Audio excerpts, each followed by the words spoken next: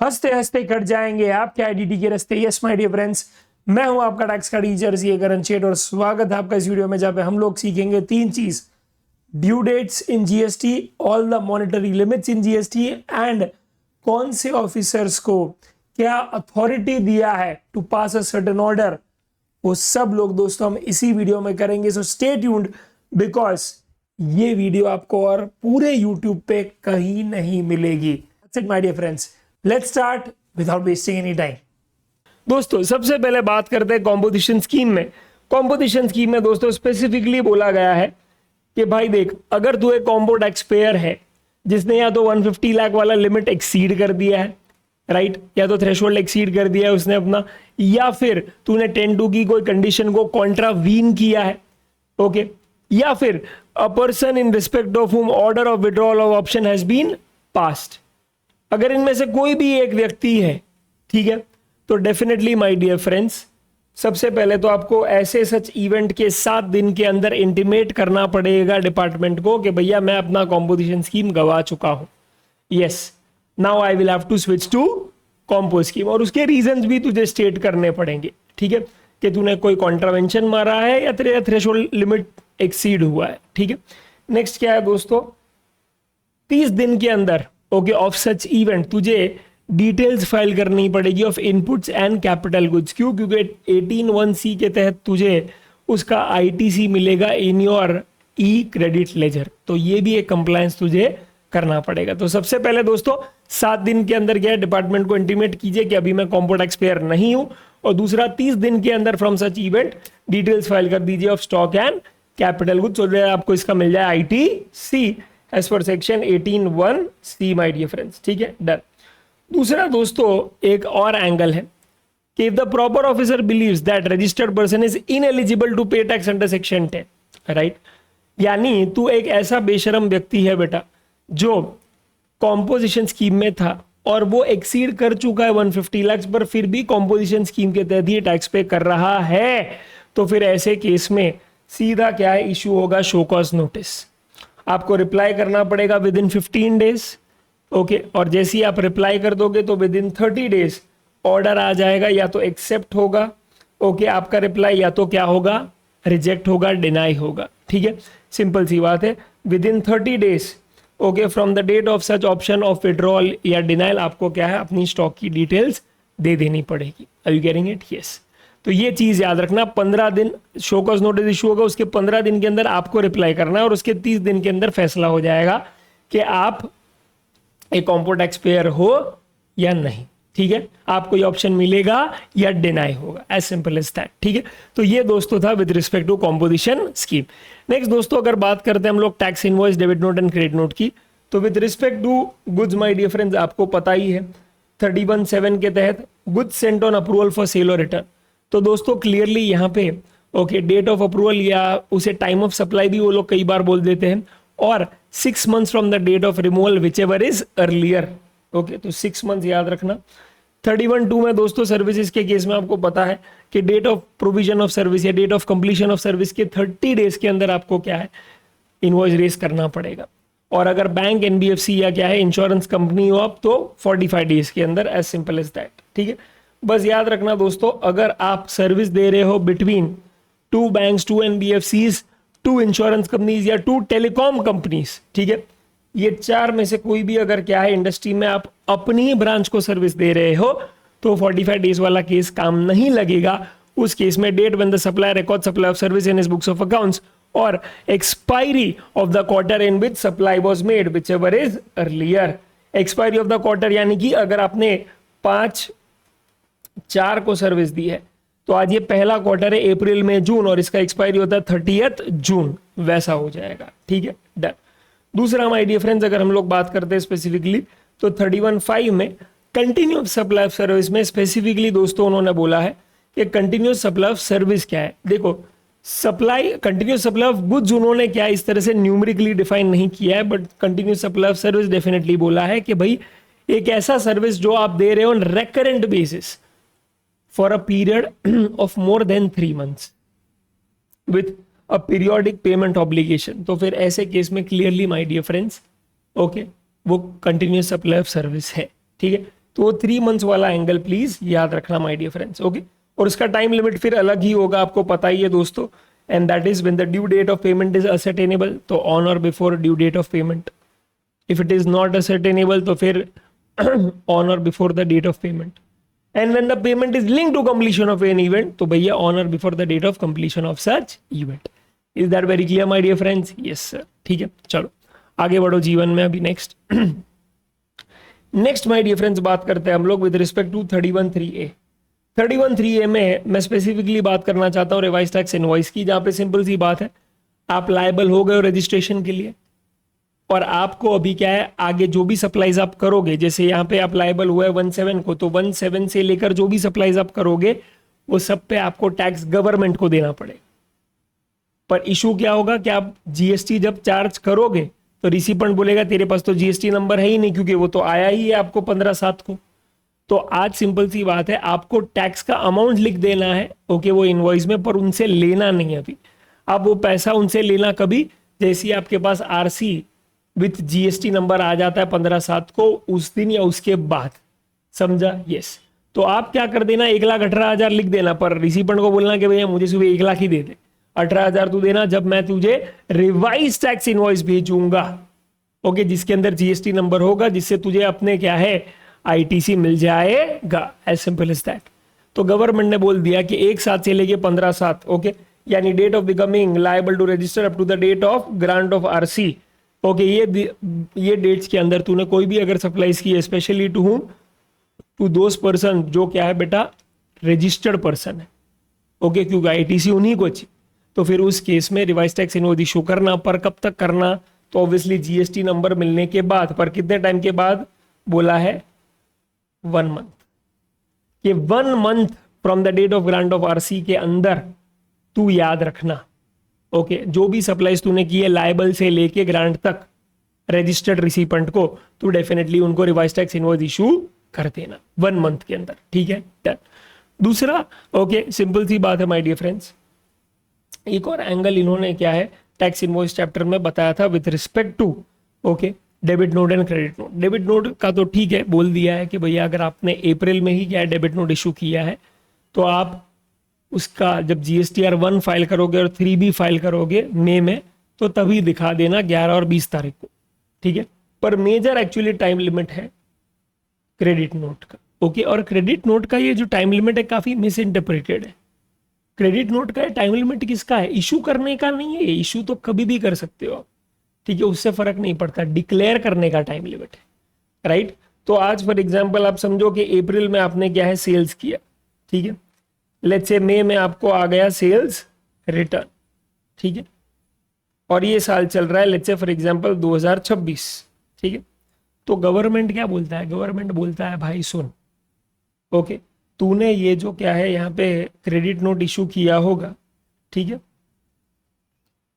तूने इशू तो कर दिया, जितना तेरे को सेल्स रिटर्न आया उतना, ठीक है, उसका ओके क्रेडिट नोट तूने इशू कर दिया है रिसिपेंट को, डेफिनेटली उसमें कोई दिक्कत नहीं, बट तुझे ये डिक्लेयर करना है रिटर्न में, कब तक, ओके, रिटर्न में तू कब दिखाएगा, तेरे जीएसटीआर 1 में 3B में कब दिखाएगा, जिससे तेरा एक्चुअली आउटपुट टैक्स लायबिलिटी कम होगा। तो गवर्नमेंट ने बोला इसको डिक्लेयर करने का टाइम लिमिट, ओके ओके, वो है कब, क्योंकि इफेक्ट तभी आएगा, इसका इफेक्ट टैक्स लायबिलिटी पे तभी आएगा जब रिटर्न्स में दिखाएगा इसे, ठीक है, यस।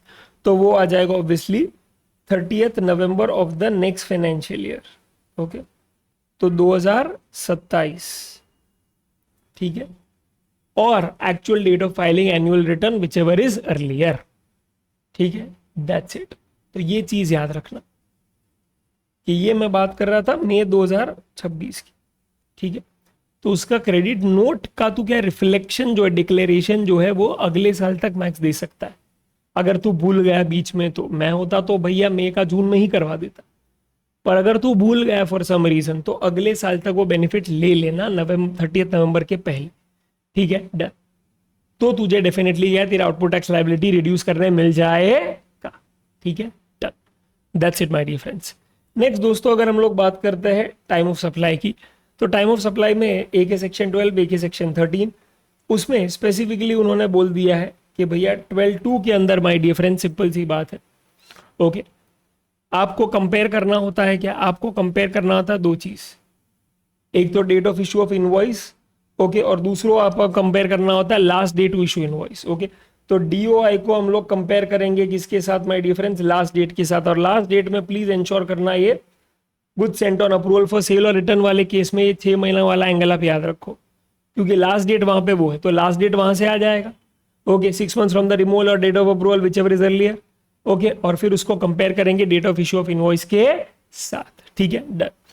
दूसरा दोस्तों 12(3) में याद रखना my dear friends, okay, recipient के एंगल से चेक करना। तो रिसीपेंट के एंगल से date of receipt of goods और डेट ऑफ पेमेंट और 31st day from the date of issue of invoice, this is very important. Okay, अच्छा, अगर आप मॉड्यूल वगैरह पढ़ोगे तो वहां पे ऐसा बोला होगा, okay, the first day immediately after the 30th day from the date of issue of invoice, उसका मतलब वही होता है 30th डे के बाद वाला दिन, वो 31st डे ही है बेटा। ठीक है, just easier way of saying it. और ये लैंग्वेज आप लिख सकते हो, कोई दिक्कत नहीं है, बहुत सारे बच्चों ने लिखा है, उनको पूरे मार्क्स मिले, कोई दिक्कत नहीं, ट्राइड एंड टेस्टेड है। Okay, done. और यहाँ पे याद रखना वही चीज, यहाँ पे 61 डेज है in case of supply of service. ठीक है, 13(2) आप जानते ही है दोस्तों कि इनवॉइस अगर आपने सही टाइम पे रेस किया है, यानी 30 दिन के अंदर किया है, तो डीओआई या DOP whichever is earlier, 30 days के बाद किया है तो okay, date of completion of service या date of payment whichever is earlier. ठीक है, done. Next my dear friends, अगर मैं बात करता हूं specifically, okay, time of supply, तो यहां पे भी एक एंगल है दोस्तों विथ रिस्पेक्ट टू सेक्शन 14, जहां पे डेट ऑफ पेमेंट ही क्या है, अलग अलग दिन पे है। ओके, तो आज पहले आपका रेट था 12%, फिर रेट हो गया क्या 18%, पर आपका date of okay recording payment in the books of accounts, okay, वो ओल्ड रेट के हिसाब से था और न्यू रेट के हिसाब से आपका था date of credit in the bank account. Okay, तो गवर्नमेंट ने बोल दिया क्या कि भाई देख, अगर तेरा चेंज ही हुआ है 1/4 को, तो तेरा क्रेडिट अगर 4 वर्किंग डेज के अंदर हुआ है, यानी 2, 3, 4, 5, ओके, 5/4 तक हुआ है अगर तेरा क्रेडिट, तो ये वाला रेट लग जाएगा, ओल्ड रेट। ठीक है, डेट ऑफ रिकॉर्डिंग वाला एंट्री आ जाएगा as the date of payment. पर अगर बेटा क्या है, 4 दिन बाद हो गया तेरा क्रेडिट, यानी 5 तारीख के बाद, 6, 7, 8 कभी भी, ठीक है, तो date of credit in the bank account आ जाएगा as the date of payment. तो इस तरह के का रेजोल्यूशन यहाँ पे आया है। ओके, ठीक है, तो ये था with respect to proviso to section 14 my dear friends. ठीक है, डन। नेक्स्ट दोस्तों, अगर हम लोग बात करते हैं स्पेसिफिकली, ओके, तो बात हो रही है my dear friends with respect to okay NHI model. दोस्तों एनएचआई मॉडल का केस हम लोगों ने ऑलरेडी क्या है स्पेसिफिकली बात कर ली, फिर भी मैं एक बार दोहरा देता हूं। इसमें दोस्तों ये कंटिन्यूस सप्लाई ऑफ सर्विस है, और कंटिन्यूस सप्लाई ऑफ सर्विस में माय डियर फ्रेंड्स आपको यही फिगर आउट करना होता है कि due date of payment is ascertainable वाला केस है या payment link to completion of an event वाला केस है। ओके, क्योंकि अगर ड्यू डेट वाला केस है तो सिंपल सी बात है, अगर आपने इनवॉइस रेज कर दिया ड्यू डेट के पहले तो इनवॉइस या payment whichever is earlier, और ड्यू डेट के बाद अगर क्या है आपने इनवॉइस रेज किया है तो ड्यू डेट ऑफ पेमेंट और date of payment actual date of payment whichever is earlier. And अगर दोस्तों अगर payment is link to completion of an event वाला केस है जहां पे क्या है इवेंट कंप्लीट हुआ पैसा मिला, इवेंट कंप्लीट हुआ पैसा मिला, तो ऐसे केस में माय डियर फ्रेंड्स इनवॉइस अगर आपने रेज कर दिया है date of completion of event के पहले, ओके, तो क्लियरली दोस्तों इनवॉइस या payment whichever is earlier, और इवेंट के कंप्लीशन होने के बाद अगर क्या इनवॉइस रेज हुआ है तो clearly my dear friends date of completion of an event, okay, and date of payment whichever is earlier. ठीक है, दूसरा रिसेंटली दोस्तों क्या है एक टाइम लिमिट आया है, एक ड्यू डेट आया है, और वो है ये माय डियर फ्रेंड्स कि अगर स्पेक्ट्रम यूसेज की बात करें तो सिंपल सी बात है, यहाँ पे department of telecommunication spectrum rights दे रहा है टेलीकॉम कंपनी को, तो इसमें इतना ही बोला है कि boss due date of payment और actual date of payment whichever is earlier जो होगा वही है आपका टाइम ऑफ सप्लाई। ठीक है, डन। ये रिसेंट अमेंडमेंट के हिसाब से दोस्तों करवाया मैंने। ओके, नेक्स्ट दोस्तों डायरेक्टली हमको देखने मिलता है रजिस्ट्रेशन चैप्टर में सीटीपी और एनआरटीपी में कि बॉस आपका जो भी रजिस्ट्रेशन है, ओके, आइडियली देखो दूसरे जो लोग हैं इनके अलावा की जो प्रजा है नॉर्मल रजिस्टर्ड पर्सन है उन लोगों तो क्या है 30 दिन के अंदर रजिस्ट्रेशन कर देना है from the date of becoming liable to register. ठीक है। तो 22 या 24 में आप लायबल हो जाएंगे, उसके 30 दिन के अंदर आपको क्या है, रजिस्टर करवाना है। तो पहले बिजनेस करो फिर रजिस्टर करो, पर यहाँ पे उल्टा है, पहले रजिस्टर करो फिर बिजनेस करो। तो आपके कमेंसमेंट ऑफ बिजनेस के मिनिमम 5 दिन पहले आपको रजिस्ट्रेशन करना पड़ेगा, साथ साथ में आपको बकायदा एडवांस टैक्स भी पे करना पड़ेगा ऑन एस्टिमेटेड टैक्स लायबिलिटी। तो एस्टिमेट करो आउटपुट टैक्स कितना होगा, एस्टिमेट करो कितना एटीसी होगा, माइनस करके जो भी आएगा ई कैश लेजर में वो पैसा डिपॉजिट हो जाना चाहिए, ठीक है, डन। एक बार रजिस्टर हो गए तो आपका जो वैलिडिटी है वो आपने जिस पीरियड के लिए अप्लाई किया है वो या फिर क्या है 90 days which ever is okay earlier हो जाएगा। Okay, maximum 90 days. क्या एक्सटेंशन मिलेगा? यस, एक बार एक्सटेंशन मिलेगा और वो भी अगेन मैक्सिमम 90 डेज का ही मिलेगा, या फिर period for which you have applied, ठीक है, डन। नेक्स्ट दोस्तों क्या है, डायरेक्टली बात करते हैं प्रोसीजर फॉर रजिस्ट्रेशन की। तो यहाँ पे दोस्तों अगर बात करते हैं हम लोग पार्ट 1 की, तो सिंपल सी बात है, person becomes liable for registration under section 22 या 24। तो यहाँ पे कॉन्सेप्ट बहुत सिंपल है माय डियर फ्रेंड्स, ओके। और वो कॉन्सेप्ट क्या है? कॉन्सेप्ट है माय डियर फ्रेंड्स कि आज अगर okay if the person applies within 30 days from the date of becoming liable to register, तो इफेक्टिव डेट ऑफ रजिस्ट्रेशन यहाँ पे क्या हो जाएगा my dear friends, date of becoming liable. पर आप 30 दिन बात करते हो तो डेट ऑफ ग्रांट हो जाएगा ओके इफेक्टिव डेट, ठीक है, परफेक्ट। दूसरा दोस्तों याद रखना, when it comes to the fact कि चलो वो प्रोसीजर पूरा हो गया, ओके, जिसमें आपने पहले पार्ट ए डिक्लेयर कर दिया, पैन, मोबाइल नंबर, स्टेट, और पोस्ट वेरिफिकेशन आपको क्या है, टेम्परेरी रजिस्ट्रेशन नंबर मिलेगा जो ईमेल आईडी और फोन नंबर दोनों पे आएगा, आप उसको इंसर्ट कीजिए और फिर पार्ट बी फिल इन कीजिए जिसमें आपकी अलग अलग डिटेल्स और आएगी। कॉन्स्टिट्यूशन ऑफ बिजनेस क्या है, जुरिस्डिक्शन क्या है, ऑप्शन कौन सा लेना है, normal scheme, compose scheme, additional place of business कहाँ है, प्रिंसिपल प्लेस ऑफ बिजनेस कहाँ है, ठीक है। और वो फिर क्या है, एप्लीकेशन पीओ के पास जाएगा, ठीक है। अब यहाँ पे date of submission of application बहुत इंपॉर्टेंट है, कौन सा है, तो पहला आएगा डेट ऑफ आधार ऑथेंटिकेशन होगा, या फिर 15 days from the date of submission of part B whichever is earlier, as simple as that, ठीक है। तो ये वाला याद रखना कि date of submission of application क्या है, डोसा क्या है, तो जिस दिन आधार ऑथेंटिकेशन किया, या फिर अगर आधार ऑथेंटिकेशन का सीन नहीं है तो भी 15 days from the date of submission of part B, ठीक है, डन। नेक्स्ट दोस्तों अगर मैं बात करता हूं पार्ट 2 की, तो सिंपल सी बात है माय डियर फ्रेंड्स, ओके। सबसे पहले क्या है, अगर आपने आधार ऑप्ट किया है, यस, प्रॉपर ऑफिसर सेटिस्फाइड है आपके डॉक्यूमेंट से, ठीक है, आपके डिक्लेरेशन से, तो भैया सीधा क्या है 7 दिन के अंदर आपको आरसी मिल जाएगा, नो झंझट मार। पर अगर दिक्कत है तो वही 7 दिन के अंदर जब वो रिव्यू कर रहा है, ऑब्वियसली क्या है, वो रिजेक्ट नहीं करेगा, शो कॉज नोटिस भेज देगा डेफिशिएंसी का, ठीक है। तो डेफिशिएंसी नोटिस भेज देगा, टू बी वेरी प्रिसाइज, कि भैया ये इनएक्यूरेट लग रहा है, इसका क्लैरिफिकेशन दो, या ये तूने क्या है कम इंफॉर्मेशन फिल किए, वो इंफॉर्मेशन फिल कर दो, ठीक है। तो वो आपको रिप्लाई कर देना है विद इन 7 डेज, ठीक है। फिर अगर सब सही निकला तो सिंपल सी बात है, within 7 working days okay आपको आरसी मिल जाएगा, नहीं हुआ तो फिर वो रिजेक्ट हो जाएगा, बिकॉज ऑलरेडी आपको एक बार नोटिस मिल चुका था, ठीक है, डन। तो इसमें सब 7-7 दिन वाला ही सीन है, ओके। अप्लाई किया 7 दिन के अंदर, एक्सेप्ट या नोटिस आया तो फिर 7 दिन के अंदर रिप्लाई आया, उसके 7 दिन के अंदर या तो एक्सेप्ट या तो फिर रिजेक्ट। बट दोस्तों पेचीदा होता है केस सेकेंड वाले में, जहां पे दोस्तों either you have failed to undergo Aadhaar authentication, यानी आपने अप्लाई किया था पर आपका शायद क्या है, आधार ऑथेंटिकेशन में जो फोन नंबर था वो आपके मोबाइल नंबर से लिंक्ड नहीं था, ओके, तो ओटीपी कहीं और ही जा रहा था, ठीक है, तो आप नहीं उसे वेरीफाई कर पाए। दूसरा, आपने ऑप्ट ही नहीं किया। तीसरा, proper officer seems that there is it's necessary कि फिजिकल वेरिफिकेशन आपका कैरी आउट हो, या फिर क्या है, डेटा बता रहा है कि भैया रिस्क है, यहाँ पे कुछ जोल जपाटा है, ठीक है, तो उस हिसाब से पक्की बात है कि साइड वेरिफिकेशन करना पड़ेगा, ठीक है। तो फिर ऐसे केस में माय डियर फ्रेंड्स होगा क्या, होगा ये कि साइड वेरिफिकेशन होगा, तो उसके लिए 7 दिन तो नहीं चाहिए, थोड़ा तो ज्यादा टाइम चाहिए, तो कितना चाहिए, 30 दिन। तो बोला 30 दिन के अंदर मां कसम क्या है, सिंपल सी बात है, 30 दिन के अंदर ओके, याद रखना या तो यस होगा या तो नोटिस, यस होगा तो अच्छी बात, ठीक है।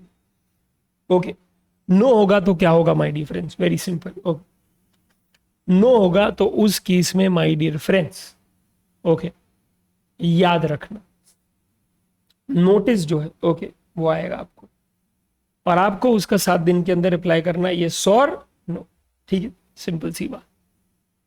आपने रिप्लाई कर दिया 7 दिन के अंदर, ओके, तो फिर अगले 7 दिन के अंदर, ओके, क्लियरली क्या है आपका यस और नो आ जाए। ओके, तो 30 डेज यहाँ पे है माय डियर फ्रेंड्स।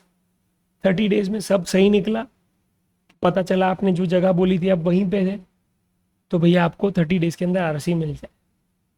अगर नहीं तो फिर नोटिस भेजा जाए, उसके 7 दिन के अंदर रिप्लाई दे दो और उसके 7 दिन के अंदर आपको येस और नो आ जाएगा, ठीक है। नेक्स्ट दोस्तों हम लोग बात करते हैं 25 सबसेक्शन 8 की। यस, ये वाला है ना काफी इग्नोर्ड है my dear friends, let me tell you on this, काफी इग्नोर्ड है। ओके, इग्नोर्ड इसीलिए दोस्तों बिकॉज काफी लोगों को या तो समझ भी नहीं आता या तो उसका यार इसमें क्या है, हल्का है, नहीं यार बहुत इंपॉर्टेंट है ये। ओके, स्पेशली ये 90 डे वाला टाइम लिमिट और ये 30 डे वाला। ओके, तो होता क्या है कि आज कोई सर्वे चल रहा था, इंस्पेक्शन चल रहा था वगैरह, वहां प्रॉपर ऑफिसर को पता चलता है that you are liable to register but you are yet not registered, you are liable to register but you are yet not registered. तो फिर ऐसे केस में माय डियर फ्रेंड सिंपल सी बात है, ओके, प्रॉपर ऑफिसर में register the said person on temporary basis and issue an order.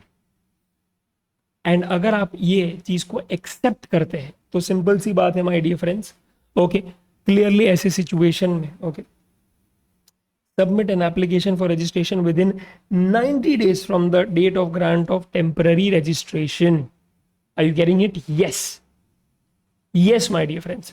90 दिन के अंदर आपको फ्रेश रजिस्ट्रेशन के लिए अप्लाई करना पड़ेगा। दूसरा क्या है, अगर आप इसे अपोज करते हैं कि नहीं भाई I am not liable to register, मेरे हिसाब से तो मैं एग्जाम अप्लाई कर रहा हूं, तो फिर सिंपल सी बात है ये अपील में जाएगा। तो अपीलेट अथॉरिटी, ओके, फाइनली जो ऑर्डर देगा वो है पत्थर की लकीर। तो उन्होंने दोस्तों बोला कि A sets aside the order issued by proper officer, तो नो रजिस्ट्रेशन, पर A confirms the order that is issued by proper officer, तो भैया ए जब ये ऑर्डर इशू करेगा विद इन 30 डेज आपको रजिस्ट्रेशन करना पड़ेगा ऑफ सच ऑर्डर, ठीक है। तो अगर आप खुद एक्सेप्ट करते हो कि नहीं I was not liable to, I was liable to register but I have not registered, तो 90 दिन के अंदर फ्रेश रजिस्ट्रेशन। पर अगर आप कंटेस्ट करना चाहते हैं इसको तो अपील करो। अब अपील में भी क्या है, आपके फेवर में आंसर नहीं आया तो वहां पे 30 दिन के अंदर क्या है रजिस्ट्रेशन ले लो। ये बहुत इंपॉर्टेंट टाइमलाइन है, एमसीक्यू में आ सकता है, ठीक है। 25(9) में दोस्तों ये वाला एंगल आ सकता है कि यूएन दोस्तों जो है, okay, foreign diplomatic mission, embassy, okay, UNO वाले जो है उनको दोस्तों यूएन चाहिए, ओके, और वो उनको मिल जाएगा within 3 days from the date of submission of application, इतना तुरंत होगा, ओके। बस याद रखना है आपको that there should be a recommendation from MEA, ministry of external affairs, तो भैया आपका काम आसान हो जाएगा। 3 दिन के अंदर ही यूएन मिल जाएगा, जिसके बेसिस पे आप लोग इनवर्ड नोटिफाइड इनवर्ड सप्लाईज पे जो भी जीएसटी पे करते हो एज इनपुट टैक्स, उसका आपको रिफंड मिल जाएगा, ठीक है। नेक्स्ट दोस्तों सेक्शन 28 में हम लोगों ने देखा है कि आज अगर एक होता है कोर फील्ड, एक होता है non core field. Non core field time pass है बेटा, उसमें कुछ नहीं, ओटीपी डालो और आपका ईमेल आईडी फोन नंबर हो जाएगा वेरीफाई। बट दोस्तों कोर फील्ड, राइट, जिसके अंदर आपको पता है कि प्लेस ऑफ बिजनेस या डायरेक्टर, पार्टनर्स एडमिट हुए, डिलीट हुए, रिटायर हुए, वो सब इंफॉर्मेशन जो क्रिटिकल इंफॉर्मेशन है वो आपको देनी पड़ती है, and that is subject to the approval of proper officer. तो आज जब भी वो इवेंट घटता है, ये चेंज होता है, तो with in 15 days, okay, clearly दोस्तों आपको इंटीमेट कर देना है, सबमिट कर देना है application to proper officer, okay, yes. अब 15 दिन के अंदर आपने सबमिट कर दिया, ओके, चेंज के 15 दिन के अंदर। अब उनको टाइम चाहिए, तो उनके पास कितना टाइम है, 15 टाइम में वेरिफिकेशन करने का, ठीक है, जहां पे वो लोग बोलेंगे या तो यस या तो नोटिस, यस तो यस, ओके, और फिर दूसरा ऑप्शन है नो, नहीं, दूसरा ऑप्शन है नोटिस, ओके। तो नोटिस आ गया, तो अभी 7 दिन के अंदर आपको रिप्लाई कर देना उस नोटिस का, ठीक है, और उसका फिर प्रॉपर ऑफिसर क्या है, वो रिप्लाई का जवाब वो 7 दिन के अंदर या तो एक्सेप्ट या रिजेक्ट में दे दे, ठीक है। तो यहाँ पे दोस्तों क्लियरली क्या है, 15 15 7 7, ओके। 15 दिन के अंदर क्या है, आपको इंटीमेट करना है। 15 दिन वो भी लगाएंगे क्या, उसे वेरीफाई करने में, या तो एक्सेप्ट कर देंगे या तो क्या है, नोटिस भेजेंगे। नोटिस भेजेंगे तो 7 दिन के अंदर आपको रिप्लाई भेजना है, और फिर वो रिप्लाई 7 दिन के अंदर वो ही देखकर या तो उसे अप्रूव करेंगे या तो फिर करेंगे क्या, रिजेक्ट, ठीक है। My bad. ओके, नेक्स्ट क्या है माय डियर फ्रेंड्स, बात करते हैं हम लोग सेक्शन 29 की। ओके, सेक्शन 29 में दोस्तों स्पेसिफिकली मैं बात करना चाहता हूँ 3-4 इश्यूज में। ओके, सबसे पहले दोस्तों 29(2) की बात करना चाहता हूँ यहाँ पे। ओके, एक छोटा सा अमेंडमेंट यहाँ पे हुआ था कॉम्पो टैक्स पेयर के केस में। कॉम्पो टैक्स पेयर में बोला है क्या कि भाई जो भी तेरा ड्यू डेट है, जो भी चेंज हुआ है, पहले 30 अप्रैल था, अभी 30 जून हुआ। ओके, तो 30 जून के 3 महीने के अंदर तूने रिटर्न फाइल नहीं किया तो तेरा आरसी कैंसिल हो सकता है। यानी भाई 30/9 तुझे इंश्योर करना है कि तू रिटर्न फाइल कर दे GSTR4, वरना तेरा आरसी कैंसिल हो सकता है, मेरे पास हक आ जाएगा, ठीक है। यस।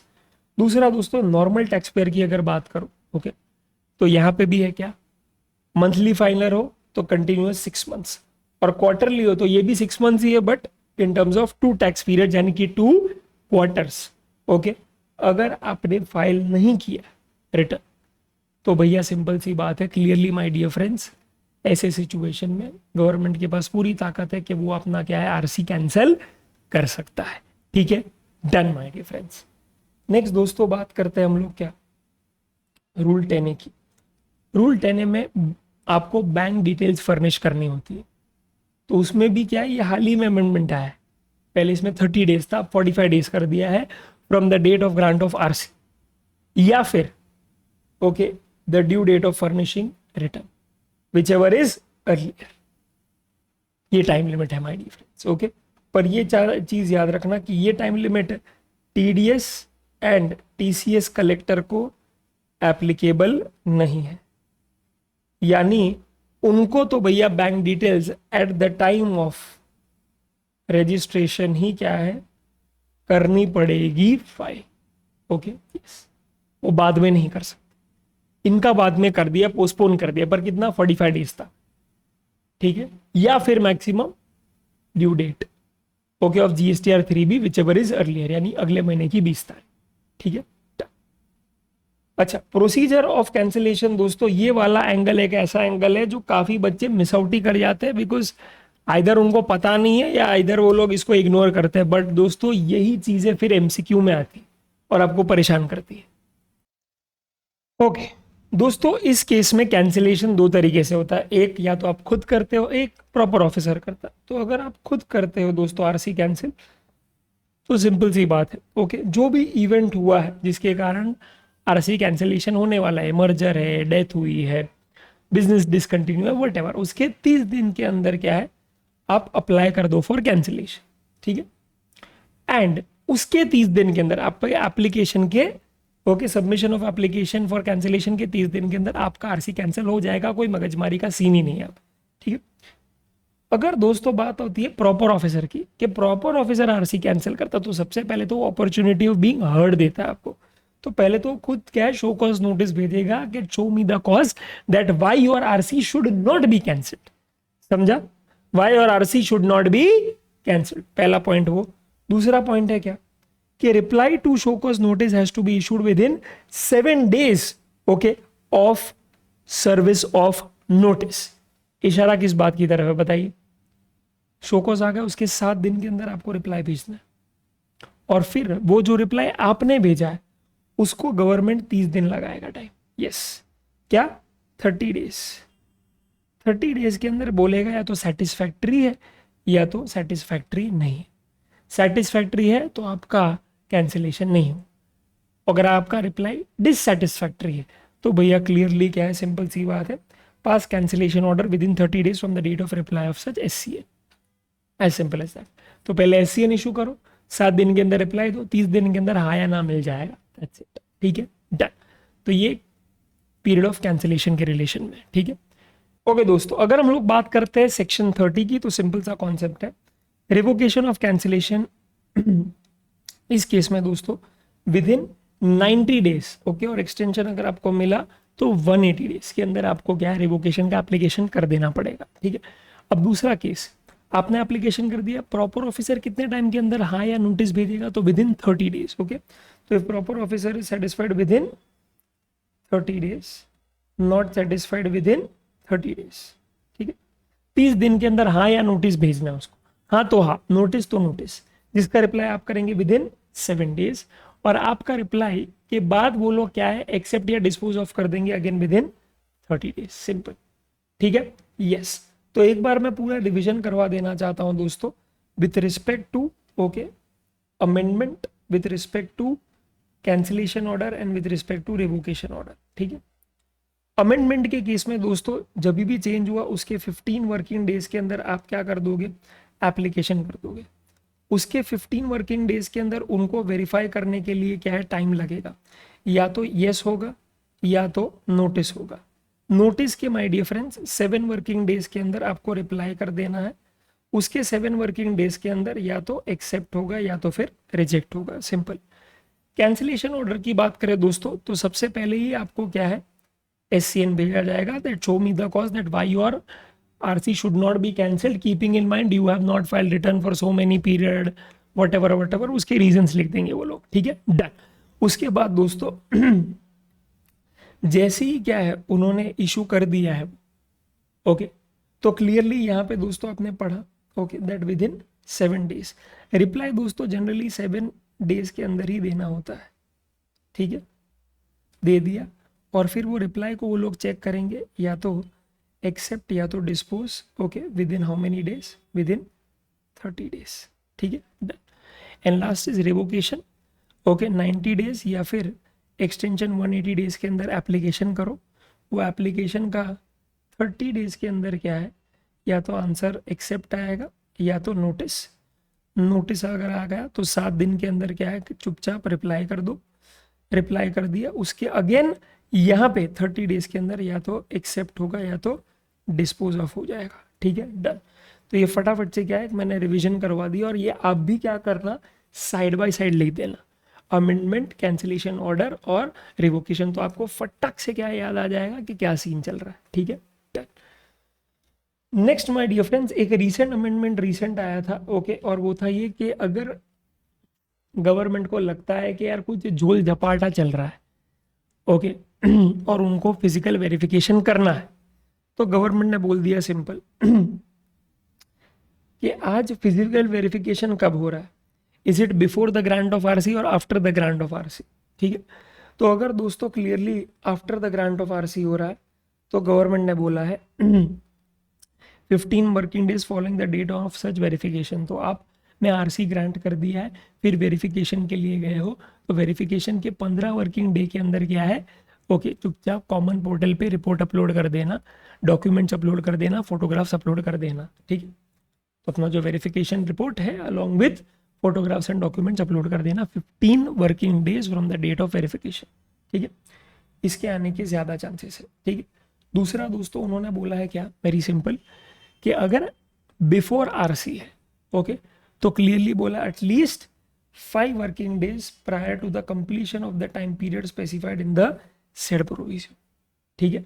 तो इन्होंने क्या बोला है कि बॉस अगर वो 4 केसेस है ना जहाँ पे वो डज नॉट ऑप्ट फॉर आधार या फेल्स टू गो फॉर आधार वगैरह, उसमें क्या बोला है 30 दिन के अंदर सब सही रहा, आपका फिजिकल वेरिफिकेशन करके आ जाएंगे, साइट वेरिफिकेशन करके आ जाएंगे और 30 दिन के अंदर आपको आरसी दे देंगे अगर सब सही रहा तो गवर्नमेंट यही बोल रहा है कि वो 30 दिन का टाइम लिमिट एक्सपायर हो, उसके एटलीस्ट 5 दिन के अंदर आप वो वेरिफिकेशन रिपोर्ट दे देना, वो डॉक्यूमेंट्स फोटोग्राफ्स अपलोड कर देना, सो दैट उसके पास 5-6 दिन का टाइम हो भाई, जहाँ पे वो देख के क्या है इजीली बोल सके यस और नोटिस, समझा, यस। तो 30 दिन के पहले ही क्या अपलोड कर देना, 30 दिन के बाद मत कर, ठीक है, दैट्स इट। नेक्स्ट क्या है माय डियर फ्रेंड्स, बात हो रही है with respect to, okay, yes, एक रीसेंट दोस्तों क्या है सिचुएशन आया है रूल 21 में, रीसेंट अमेंडमेंट नया आया है दोस्तों, कैंसिलेशन में एक और रीज़न जुड़ गया है, और वो रीज़न ये है कि भैया रिवोकेशन ऑर्डर पास हुआ उसके 30 डेज के अंदर आपको, ओके, रिटर्न्स फाइल करने हैं। अगर प्रोस्पेक्टिव है तो भैया date of order of cancellation से up to date of revocation order, और अगर रेट्रोस्पेक्टिव है तो date when the cancellation came into effect से लेके date of order of revocation का आपको रिटर्न फाइल करना पड़ेगा within 30 days from the date of grant of revocation order. नहीं किया तो वापस जो आपका क्या है कैंसिल था, रिवोक हुआ, वापस कैंसिल हो जाए, सिंपल इज दैट। ठीक है, डन।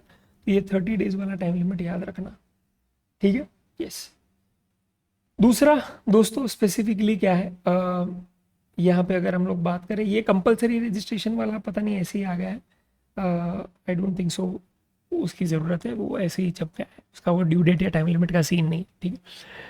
अच्छा, नेक्स्ट दोस्तों सीधा बात करते हैं आईटीसी में। Yes, there are lot of time limits and due dates here, so let's focus here my dear friends, ठीक है। सबसे पहले दोस्तों बात करते हैं प्रोविजो टू 16(2) की, कि बॉस आज पब्लिक भूल जाता है कि 16(2) A double A B C D ये तो कंडीशन है ही, बट यहाँ पे याद रखना कंफर्म आपका तभी होगा आईटीसी जब ये 180 डे वाली कंडीशन भी आप सेटिस्फाई करोगे, समझा। यस, तब तक कंफर्म नहीं है आपका आईटीसी। तो 180 डेज के अंदर रिसिपेंट को पेमेंट करना पड़ेगा supplier of both consideration and tax amount, simple, ठीक है। 3 एक्सेप्शन है, आरसीएम वाला केस, डीम सप्लाई वाला केस एंड 15(2)(b) वाला केस, ठीक है, डन। अच्छा, दूसरा टाइम लिमिट है दोस्तों यहाँ पे 37A का, बोला है देख भाई सप्लायर तूने अगर 1 में दिखा दिया तो और 3B में नहीं दिखा दिया तो अभी भी सुधर जा, अगले साल के सितंबर 30 सितंबर के पहले टैक्स पे करवा दे, सो दैट मैं एज गवर्नमेंट रिसिपेंट को बोल सकूं कि तूने जो आईटीसी लिया सही लिया। बिकॉज अगर तूने ये काम नहीं किया तो मुझे रिसिपेंट को बोलना पड़ेगा क्या क्या कि 30 नवंबर तक तू अपना क्या कर दे, ओके, क्लियरली तू अपना आईटीसी रिवर्स कर दे। And I tell you, okay, recipient भी अभी क्या है, जब से ये पेमेंट वाला कंडीशन बहुत ज्यादा प्रेवेलेंट हुआ है, रिसिपेंट भी स्मार्ट हो गया। आई टेल यू हमारा case, okay, the relationship that I and PW share is that of a consultant. I don't get a salary, I get consultancy fees as a professor, ठीक है। तो आज scene क्या है, मैं बकायदा मेरे अमाउंट पे जीएसटी लगाता हूं उनको, राइट, और मैनेजमेंट मुझसे ओके बकायदा ओके मेरी अगली सैलरी जो रिलीज हो रही है, अगली कंसल्टेंसी फीस जो रिलीज हो रही है, उसके पहले मुझे बता देता है भैया आपने लास्ट टैक्स पीरियड का टैक्स पे किया, उसका जीएसटी चालान भेजो, तब जाके मैं आपका इस महीने का क्या है जो फीस है वो रेमिट करूँ। तो that's a very good way of compliance, कि आज जो रिसिपेंट है वो सप्लायर को बोल रहा है भाई तेरा जीएसटी चालान का भेज मुझे कॉपी कि तूने इतना टैक्स पे किया है, तो उसका स्क्रीनशॉट ही है वो भेज दे, जिससे रिसिपेंट को कंफर्मेशन रहता है कि सिर्फ इसने 1 में नहीं दिखा है, इसने पे भी किया है टैक्स। तो आजकल ये भी क्या है बड़े पैमाने पे दोस्तों रिसिपेंट्स कर रहे हैं, जिनके साथ आप रिकरेंटली काम कर रहे हो वो कर रही है प्रैक्टिस कि भैया तेरा ये वाला पेमेंट तब रिलीज करूंगा जब तू बताएगा कि लास्ट टैक्स पीरियड का तूने पेमेंट ऑलरेडी कर दिया है, विच इज ग्रेट, ठीक है। इसे ये 180 डे वाली कंडीशन भी सॉर्ट हो जाती है और ये 37A वाला का क्वेश्चन ही नहीं आता, ठीक है, डन। अच्छा, 16(4) में क्या है, टाइम लिमिट है दोस्तों, पूरे इंडिया को पता है ये चीज़ कि बॉस अगर सब कंडीशन सेटिस्फाई होने के बावजूद फॉर सम रीज़न तूने क्या है आईटीसी अब तक नहीं लिया रिटर्न्स में, तो ले ले, ओके। अप्रैल में था तो आइडियली 20 मई को ही ले ले, पर नहीं लिया तो अगले साल के 30 नवंबर के पहले ले, और actual date of filing annual return whichever is earlier, ठीक है, परफेक्ट। अच्छा दोस्तों, ये रिसेंट अमेंडमेंट आया है, बराबर से सुनना। अगर कोई सप्लायर अनरजिस्टर्ड है और रिसिपेंट रजिस्टर्ड है और वो टैक्स पे कर रहा है एज पर आरसीएम अंडर 9(3) और 9(4), ठीक है, तो सबसे पहला तो एक टैक्स इनवॉइस के पर्सपेक्टिव से कंप्लायंस है कि भाई सबसे पहला तो क्या है, टाइम ऑफ सप्लाई जो भी होगा, ओके, तो गुड्स है तो टाइम ऑफ सप्लाई 12(3) के हिसाब से होगा, सर्विस है तो 13(3) के हिसाब से होगा, करेक्ट। तो जो भी टाइम ऑफ सप्लाई आता है उसके पहले इनवॉइस रेज कर दे, उसके बाद किया तो वो ऑफेंस है, 122(3) में 25,000 तक पेनल्टी लग सकता है, ये पहला पॉइंट है। दूसरा पॉइंट है कि भैया तूने भी क्या है, ये जो आरसीएम के तहत टैक्स पे करने को आ रहा है तेरे को, ठीक है, उसका भी आईटीसी तो मैक्सिमम कब तक ले सकता है, गवर्नमेंट ने बोला है ओके अगले साल का 30th नवंबर या फिर date of filing actual return whichever is earlier, ठीक है, दैट्स इट।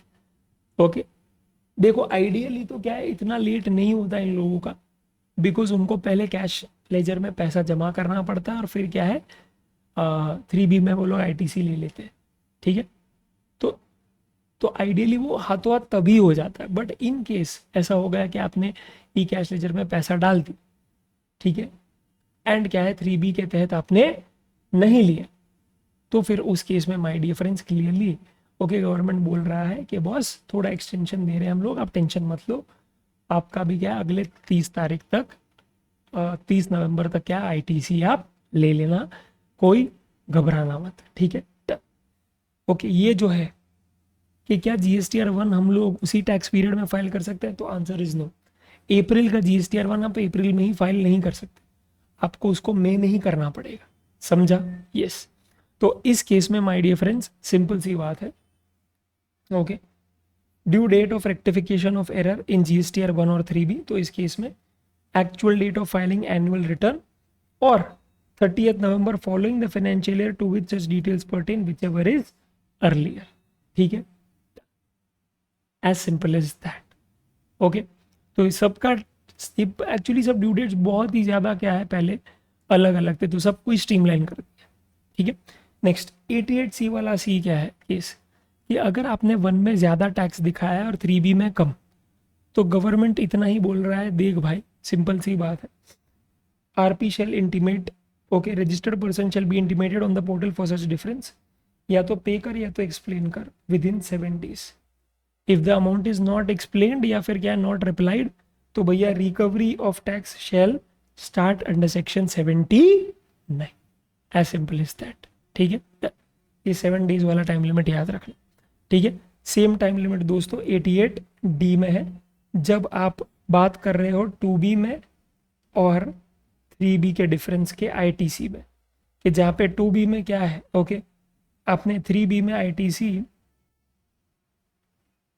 ज़्यादा लिया है in relation to what is available in 2B, तो उस केस में भी वही है, 7 days के अंदर, इंटीमेशन के 7 days के अंदर या तो टैक्स पे करो या तो रिप्लाई करो, कुछ भी नहीं किया तो रिकवरी चार्ज, ठीक है। नेक्स्ट दोस्तों बात करें हम लोग कॉम्पो टैक्स पेयर की, तो कॉम्पो टैक्स पेयर का अभी जो अमेंडमेंट के बाद ड्यू डेट है वो है 30th June of the next financial year, ठीक है। NRTP का दोस्तों आप जानते ही हो, okay, 13th of the next month और 7 days from the expiry of your RC which ever is earlier, तो इसका इंश्योर करना दोस्तों हर महीने का आप देखो, तो फॉर एग्जाम्पल इसका 65 days के लिए है, ओके, तो आज अप्रैल में शुरू हुआ था, तो अप्रैल है, मई है, दो टैक्स पीरियड्स उसके होंगे, तो इसका 2 ड्यू डेट्स निकलेगा, समझा? यस। तो आज अगर 1 अप्रैल से उसका क्या है कमेंसमेंट हो रहा है बिजनेस का, ठीक है, और ख़त्म हो रहा है लेट्स से फॉर एग्जांपल इसका RC on let's say 5th of June, तो आपको वैसे क्या है कंपेयर करना है कि आज अप्रैल है, तो अप्रैल में आप ले लेंगे 13th of the next month यानी कि 13th में, और मैंने 5th of June बोलना था एक्सपायरी, तो वहाँ से 7 दिन के अंदर, तो 7 days from the date of expiry of RC, तो 6, 7, 8, 9, 10, 11, 12, ओके, तो 12th of June which ever is earlier, तो ये आ जाएगा, इसमें आ जाएगा 13th of June और 12th of June which ever is earlier, तो 12th of June, वैसा, समझा? तो इंश्योर करना कि आप अच्छे से इसको केटर करें। अच्छा, फाइनल रिटर्न का क्या है, तो सिंपल सी बात है, बोल दिया है 3 months from the date of cancellation और date of cancellation order whichever is later, तो डेट ऑफ कैंसिलेशन और डेट ऑफ कैंसिलेशन ऑर्डर में फर्क क्या है, इस दिन ऑर्डर पास हुआ इस दिन, ओके, ऑर्डर में लिखा जाएगा कि किस दिन कैंसिलेशन इफेक्ट में आया, या तो रेट्रोस्पेक्टिव होगा या तो प्रोस्पेक्टिव, सिंपल। तो जो भी 2 डेट्स है उसको कंपेयर करो, जो लेटर डेट है वहां से 3 months ले, ठीक है, डन। ये 3 months वाला पॉइंट भूल जाते हैं लोग। अच्छा, ऑर्डर वाले का कब है, ओके, तो दोस्तों 20th of the next month. अच्छा, ऑर्डर वाला हो या ऑनलाइन मनी गेमिंग वाला हो, दोनों का सेम ही है, ओके, GSTR 5 है, एंड दैट इज अगले महीने की 20 तारीख को आपको रिपोर्ट करने हैं ट्रांजैक्शंस, ओके, एंड टैक्स पे करना पड़ेगा। QRMP में माय डियर फ्रेंड्स, ओके, तीन चीज का टाइम लिमिट है, एक है GSTR 1 का, एक है 3B का और एक है टैक्स पेमेंट का। ठीक है, तो आज सबसे पहले दोस्तों टाइम लिमिट जान लेते हैं GSTR 3B का। ओके, तो आज क्लियरली डिपेंड करता है दोस्तों कि आप कौन से स्टेट्स में हो। ओके, तो एक है 22, एक है 24। ओके, तो all eastern and northern states को 24 है। ओके, तो अप्रैल मई जून, तो 24 जुलाई, एज सिंपल इज दैट। आपको टैक्स पे कर देना पड़ेगा उस क्वार्टर के रिलेशन में। ओके, अपना 3B फाइल करना पड़ेगा। ठीक है, डन। ओके, नेक्स्ट क्या है my dear friends, clearly 3B का सीन आपका सॉर्ट हो गया। टैक्स पेमेंट तो I am so sorry monthly basis पे होगा। 3B आपको फाइल करना है very simple with all the 3 months for the entire quarter on this date, my bad. Okay, 1 का क्या सीन है, तो बोला है 13। ओके, तो आज 13th of the next month following the quarter, तो अप्रैल में जून है तो 13 जुलाई। बट दोस्तों याद रखना कि यहाँ पे IFF भी आप फाइल कर सकते हो, मैंडेटरी नहीं, जो मंथली बेसिस पे ओनली B2B ट्रांजैक्शंस के रिलेशन में होता है। तो उसका भी ड्यू डेट क्या है, 13 तारीख। ठीक है, अप्रैल का 13 पे, मई का 13 जून, जून का 13 जुलाई। और सिर्फ जून का याद रखना, IFF नहीं फाइल होगा, GSTR 1 फाइल होगा। ठीक है, IFF सिर्फ पहले 2 महीने के रिलेशन में फाइल होगा। Okay, done. और टैक्स पेमेंट दोस्तों आपको करना है बिंदास 25 तारीख को। Okay, 25th of the succeeding month. ठीक है, यस, ये थोड़ा ज़्यादा टाइम दिया, वैसे 20 तारीख होता है, पर वैसे इस केस में QRMP वाले को 25 तारीख दे दिया है। ठीक है, डन। तो keep this in mind very well my dear friends. Okay, yes. दूसरा, ओके, GSTR 1A का नया अमेंडमेंट आया दोस्तों। ओके, तो बोला है क्या कि भाई सुन, 1A पहले तो किस पीरियड के रिलेशन में फाइल होगा, तो गवर्नमेंट ने बोला है आपका अप्रैल का है टैक्स पीरियड, तो उसका आपने GSTR 1 फाइल किया होगा 11 तारीख तक। तो गवर्नमेंट बोलता है उसमें कोई अगर चूक हुई तो आप due date of filing GSTR 1 और actual date of filing GSTR 1 whichever is later, उसके बाद और 3B के पहले आप फाइल कर सकते हो। समझा? यस। तो आज अगर आपने एक्चुअली फाइल किया है लेट्स से 10 तारीख को, ड्यू डेट उसका 11 तारीख है 1 का, तो आप 11 के बाद यानी 12 और 19 तारीख के बीच में 1A फाइल कर सकते। तो आपने कोई सप्लाई अगर नहीं दिखाया तो वहां पे दिखा सकते हो। ठीक है, यस। बट अनफॉर्चुनेटली रिसिपेंट को 2B में दिख जाएगा। ओके, कब? उस टैक्स पीरियड में नहीं, अगले टैक्स पीरियड। सिंपल। ठीक है, तो ये चीज याद रखना। तो आज अगर आपका ओके अप्रैल का 1 फाइल होता है 11 तारीख तक, तो सीधा उसी मंथ में 2B में दिख जाएगा। और आप क्लियरली क्या है अप्रैल का जब क्या है फाइल करोगे ओके 11 मई को, तो 14 मई को रिसिपेंट ले सकता है।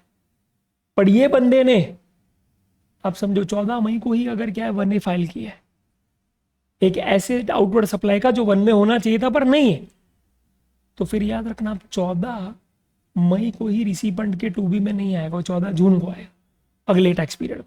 ठीक है, that's it. So just keep that in mind very well. Okay, yes. Next my dear friends, बात कर रहे हैं हम लोग ई-वे बिल की। ओके, तो ई-वे बिल के केस में my dear friends, okay friends, अगर हम लोग ई-वे बिल में देखें तो भैया एक पार्ट ए जनरेट करते ही ओके एक यूनिक ई-वे बिल नंबर पैदा होता है, जिसके ओके 15 दिन के अंदर आपको पार्ट बी अपडेट करना है। अगर नहीं किया तो फिर वापस आपको पार्ट ए फाइल करना पड़ेगा। ठीक है, यस। तो ये एक चीज़ याद रखना। दूसरा, पार्ट ए ओके ब्लॉक हो जाएगा आपका। ब्लॉक हो जाएगा मेरे भाई अगर एक टैक्स पेयर जो कॉम्पोजिशन स्कीम में है उसने सेल्फ असेस टैक्स जो पेमेंट है, payment of self assess tax, यानी पेमेंट बेसिकली नहीं की आप समझो फॉर 2 consecutive क्वार्टर्स, या फिर ओके एक बंदा है जो रेगुलर टैक्स पेयर, उसने 2 टैक्स पीरियड से अपना 3B फाइल नहीं किया, या फिर एक ऐसा बंदा है जो 2 महीना या 2 क्वार्टर से अपना GSTR 1 फाइल नहीं कर रहा है, या फिर एक ऐसा बंदा जिसका RC सस्पेंड होकर रखा है, उसका पार्ट हम लोग फिल करने ही नहीं देंगे। जिससे उसका ई वे बिल बनेगा ही नहीं। पहले ये सब ठीक करो फिर ई वे बिल जाओ। Okay yes. और ई वे बिल के बना अगर क्या उसने कुछ निकाला और बीच में पकड़ा गया तो पता है आपको 200 टका की पेनल्टी लग जाएगी। यस। नेक्स्ट दोस्तों क्या है यहाँ पे जो due dates and time limits है कि भैया आज अगर इंस्पेक्शन होता है आपका तो आपको समरी रिपोर्ट 24 आवर्स के अंदर ही क्या है कॉमन पोर्टल पे डाल देनी, और फाइनल रिपोर्ट जो है ओके वो 3 दिन के अंदर। एक्सटेंशन और 3 दिन का मिल जाएगा फ्रॉम द कमिश्नर। ठीक है। काउंटिंग आपका ऑब्वियसली होगा midnight of the day when the vehicle was intercepted, वहां से ही शुरू होगा। Basically validity of E way bill कैसे कैलकुलेट करते हैं वैसे ही है, 24 घंटे और 3 दिन को काउंट करेंगे। ठीक है। दूसरा दोस्तों जॉब वर्कर के केस में हम लोगों ने टाइम लिमिट देखा है कि आज अगर सीधा प्रिंसिपल के प्रीमाइसिस से जॉब वर्कर पे जा रहा है इनपुट या कैपिटल गुड्स तो विद इन 1 ईयर ओके या 3 इयर्स के अंदर वापस आ जाना चाहिए। Extension again 1 year and 2 year का होगा।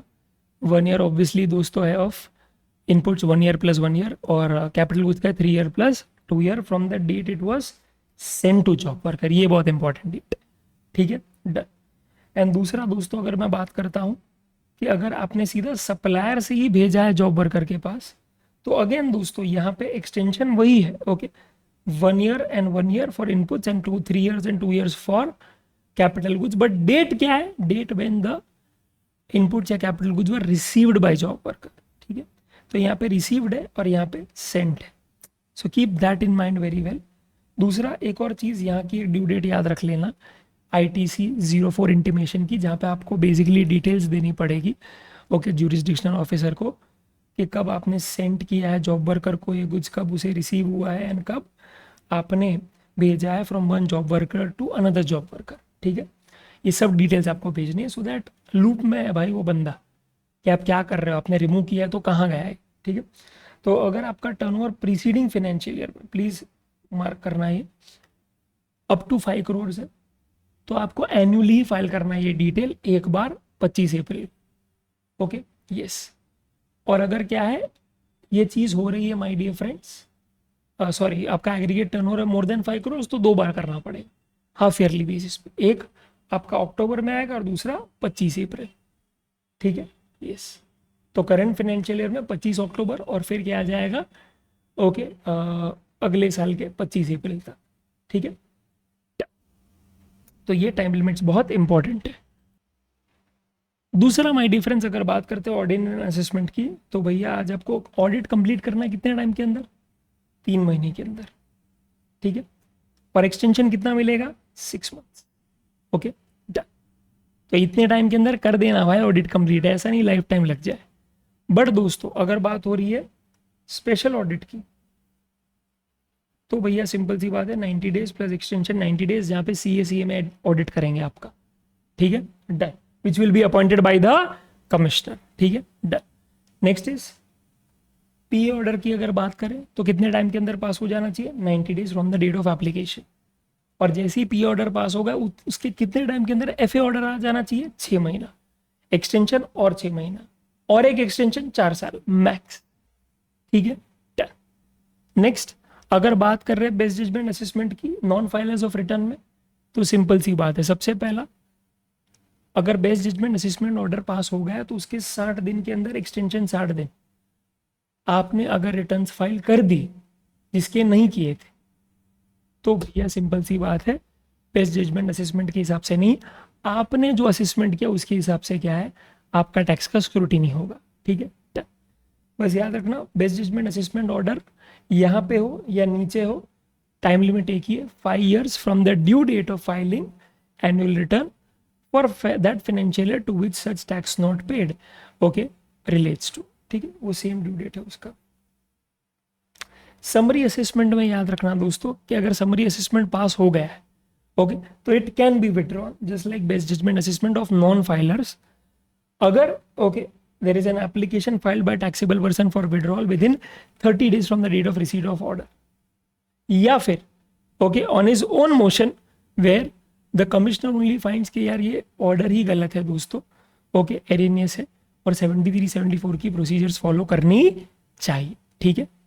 75 में दोस्तों याद रखना कि बॉस अगर केस रिमांड बैक हुआ है बाय अपेलेट ट्रिब्यूनल या कोर्ट। ओके, क्योंकि अपेलेट अथॉरिटी तो कर ही नहीं सकता, उन्होंने बस ऐसे ही लिख दिया है इसमें। ओके, बिकॉज अपील्स में हम लोग देखते हैं कि अपेलेट अथॉरिटी तो कर ही नहीं सकता, ट्रिब्यूनल और कोर्ट ही कर सकता है। तो 2 साल के अंदर क्या है आपका, ओके, ऑर्डर पास हो जाना चाहिए। तो PO shall pass order within 2 years from the date of communication of such order. ठीक है, ये वाला याद रखना। दूसरा, इंश्योर करना कि भाई आपका ऑर्डर जो है 73 74 में 3 साल या 5 साल के अंदर पास हो जाए, नहीं हुआ तो टाइम बाढ़ हो जाए। फिर भले ही आपको पता है कि माँ कसम इसने टैक्स पे नहीं किया, आप कुछ नहीं कर पाओगे, बिकॉज आपने ऑर्डर उतने टाइम लिमिट के अंदर पास नहीं किया है। ठीक है, अच्छा, एक बार ऑर्डर पास कर दिया, 3 महीने के अंदर पेमेंट कर देना या अपील कर देना। ठीक है, कुछ भी नहीं किया तो रिकवरी चालू हो जाएगा भाई। ठीक है, नेक्स्ट बात हो रही है with respect to okay provisional attachment. Okay, तो प्रोविजनल अटैचमेंट दोस्तों होगा, उसका एक्सपायरी पहले था 1 year from the date of order, पर अब बोला है written instructions from the commissioner और 1 year from the date of order whichever is earlier. ठीक है, उतने टाइम तक प्रोविजनल अटैचमेंट रहेगा, उसके बाद खत्म हो जाएगा। Okay, done. रिफंड वाले केस में माय डियर फ्रेंड्स, ओके, 2 साल का पीरियड है, आपको पता ही है, from the relevant date. Okay, as simple as that. और यूएन के लिए है 18 months। ओके, नेक्स्ट बात करते हैं दोस्तों एडवांस रूलिंग्स की। ओके, एडवांस रूलिंग्स में माय डियर फ्रेंड सिंपल सी बात है, देखो, अगर आपको AAR का ऑर्डर पसंद नहीं आया तो 30 days + 30 days के अंदर आप अपील कर सकते हो AAR में। ओके, सिंपल सी बात है। ऑर्डर AAR हो या AAR हो, उनको 90 days के अंदर पास करना पड़ेगा। ठीक है, as simple as that. Okay, वही चीज़ यहाँ पे लिखा है मैंने। ओके, अपील के केस में दोस्तों as you all know, okay, date of filing of appeal वाला सीन क्या है, वेरी सिंपल है दोस्तों, कि आज अगर आपने फाइल कर दी अपील तो बहुत ज़रूरी है दोस्तों कि आपको मिल जाएगा क्या, प्रोविजनल एक्नॉलेजमेंट। अब 7 दिन के अंदर। ओके, अब डिपेंड करता है actually, I am so sorry, कि आप कॉमन पोर्टल पे अपना डिमांड ऑर्डर अपलोड करते हो या नहीं करते हो। अगर करते हो तो date of issue of provisional acknowledgement ही आ जाएगा आपका date of filing of appeal. पर अगर आप नहीं करते हो तो भैया आपको फिजिकली जाके क्या है, अटेस्टेड ओके ऑर्डर देना पड़ेगा। और अगर आप 7 दिन के अंदर दे के आते हो उनको तो डेट ऑफ प्रोविजनल एक्नॉलेजमेंट आ जाएगा। अगर नहीं देते हो तो date of submission of copy आ जाएगा आपका date of filing of appeal. ठीक है, क्या विड्रॉ हो सकता है? यस, वो डिसीजन दे उसके पहले तू विड्रॉ कर देना बस। ठीक है, डन, दैट्स इट। ये बहुत इंपॉर्टेंट है। बट अगर फाइनल एक्नॉलेजमेंट आ गया ओके तो फिर आपको अप्रूवल लगेगा किसका, अपीलेट ट्रिब्यूनल का। Okay, with in 15 days of filing of such appeal. ठीक है, पर कर सकते हो आप विड्रॉ, उसमें कोई दिक्कत नहीं। ओके, अकाउंट्स एंड रिकॉर्ड्स में दोस्तों एक टाइम लिमिट ये आया था कि कितने टाइम तक आप बुक्स ऑफ अकाउंट्स मेंटेन करना है। तो वैसे 72 months, पर अगर आपका कोई टैक्स पीरियड अपील में चल रहा है तो बोला 1 year after the disposal of such appeal और 72 months from the due date of furnishing annual return to which such accounts and records relate to whichever is later. ठीक है, तो थोड़ा एक्सटेंड कर दिए। Okay, next is power of inspection search and seizure. तो यहाँ पे दोस्तों याद रखना, बात करते हैं फाइनल रिलीज की। तो आप लेके उठा के सीज करके लेके गए हो, कब तक रखोगे भाई? तो गवर्नमेंट ने बोला लेके गए उसके 6 महीने के अंदर शो कॉज आ जाना चाहिए। अगर 6 महीने के अंदर शो कॉज नहीं आया तो चुपचाप जिसका गुड्स है उसे वापस दे दो भाई, क्योंकि तू वो गुड्स के साथ कुछ नहीं कर पा रहा, शो कॉज तो निकाल नहीं पा रहा है। ओके, दूसरी क्या ही बात का। ठीक है, दूसरा ओके ये चीज़ है। ऑफेंसेज एंड पेनल्टीज में माय डियर फ्रेंड्स एक चीज़ याद रखना कि जैसे ही क्या है सेक्शन 130 के तहत आपके गुड्स कॉन्फिस्केट हो जाते हैं due to these reasons. Okay, तो वहाँ पे सिंपल सी बात है, गवर्नमेंट ने बोल दिया है क्या कि after giving a period of 3 months to pay fine in lieu of confiscation. Okay, 3 महीने का टाइम पीरियड देंगे जहाँ पे आप वो रिडेम्पशन फाइन पे कर सको। नहीं अगर दें तो फिर वो बेच खाएंगे आपका। ठीक है, तो 3 months का टाइम लिमिट याद रखना। Okay, perfect. नेक्स्ट इज कि 133 के तहत अगर क्या है दोस्तों आपको कोई सज़ा हो रही है तो कितने महीने के लिए होगी? ओके, जहाँ पे बेसिकली इन्वॉल्व है offences is committed by GST officer, imprisonment of 6 महीना या फिर फाइन या फिर 25,000। ओके, और उसमें भी दोस्तों गवर्नमेंट सर्वेंट हुआ तो गवर्नमेंट इसका जनाजा निकालेगा, या फिर कोई दूसरा हुआ तो कमिश्नर। ओके फ्रेंड्स, बात हुई है सेक्शन 129 की। 129 क्या बोलता है? वेरी सिंपल, ये भाई सुन, where any person transport stores any goods while they are in transit. तो सिंपल सी बात है भाई, इस केस में तो गुड्स लेके जा रहा है विदाउट इनवॉइस और फिर पकड़ा गया है, तो 7 दिन के अंदर तेरा डिटेन जैसे ही हो जाएगा, 7 दिन के अंदर तेरे को नोटिस भेजेंगे स्पेसिफाइंग पेनल्टी, उसके 7 दिन के अंदर उसका ऑर्डर पास कर देंगे, ठीक है, और उसके 15 दिन के अंदर भैया तुझे पेमेंट कर देना है। कर दिया तो मैटर सॉल्व, नहीं किया तो भैया पेच खाएंगे तेरा गुड्स, ये तेरा कन्वेंस, ठीक है, डन। Okay, perfect. अच्छा, इसका ये पेनल्टी वगैरह ये तो आपको पता ही है, ये मॉनिटरी लिमिट्स में कर देंगे अलग से वीडियो में हम लोग, बट यहाँ पे ड्यू डेट्स जानना था, वो 7 दिन 7 दिन 15 दिन। ओके, एंड नेक्स्ट दोस्तों बात करते हैं स्पेसिफिकली हम लोग with respect to miscellaneous provision. Okay, तो मिसलेनियस प्रोविजन में याद रखना दोस्त। ओके फ्रेंड्स, लास्ट इज अपना मिसलेनियस प्रोविजन। ओके, उसमें सबसे पहले क्या है, रेक्टिफिकेशन वाला एंगल याद रखना कि भैया आज अगर क्या है कोई भी ओके जो कंसर्न अथॉरिटी है उन्होंने डिसीजन वगैरह पास किया और उसमें okay mistake apparent from record है, तो बहुत सिंपल सी बात है। ओके, ये ट्रिकी है, सुन लेना बराबर से, बहुत अच्छा पॉइंट है ये। ओके, कि 3 महीने के अंदर आप उनको बता दो। ओके, तो वेयर सच एरर और mistake is brought to notice by the effect within a period of 3 months, तो ये गलती हुई वो 3 महीने के अंदर बता दो from the date of order passed, ठीक है। तो आज अगर लेट्स से ऑर्डर पास हुआ है 1/4/2025, तो 1/7 के पहले आप उनको बता दो गलती हुई है, ठीक है। तो लेट्स से आपने 1/7 को ही बता दिया, ठीक है। फिर बोला है 6 months from the date of issue of such decision. Okay, यहां से 6 महीने के अंदर ओके इसका करेक्शन कर दो, रेक्टिफिकेशन कर दो, यानी 1/10 के पहले इसका रेक्टिफिकेशन कर दो। तो 1/7 के पहले बता दो और 1/10 के पहले इसका रेक्टिफिकेशन कर दो, ठीक है।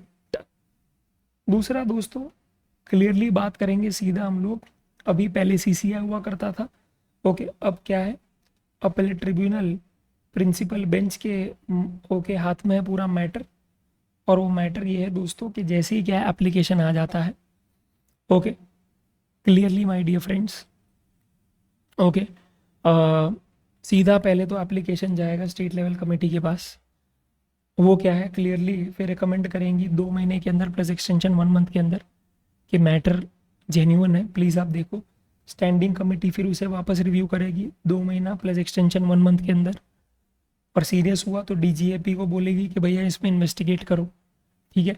डीजीएपी को कंप्लीट करने लगेंगे 6 महीना प्लस 3 महीना ओके एक्सटेंशन के अंदर, इतना टाइम लिमिट उनको चाहिए। और फिर फाइनली क्या है, okay competition commission of India, okay on the receipt of DGAP report if CCI is of the opinion कि कॉन्ट्रावेंशन अगर हुआ है as per the report of डीजीएपी तो चालू कर देंगे कार्रवाई। पर अगर पता चला क्या that contravention of section 171 is made in relation to supplies other than what is covered in DGAP report, तो भैया वापस क्या डीजीएपी को काम पे लगाएंगे और 6 महीना वहाँ पे और बर्बाद हो जाएंगे और बोलेगी चलो इन्वेस्टिगेट करो, ये नया मैटर है, ठीक है। And accordingly my dear friends क्या है, फिर जैसे ही प्रूव हो जाता कि ये गलती थी, इसने एंटी प्रॉफिटेरिंग किया है, सिंपल सी बात है माय डियर फ्रेंड्स, ये कॉन्सिक्वेंसेज उसके हो जाएंगे।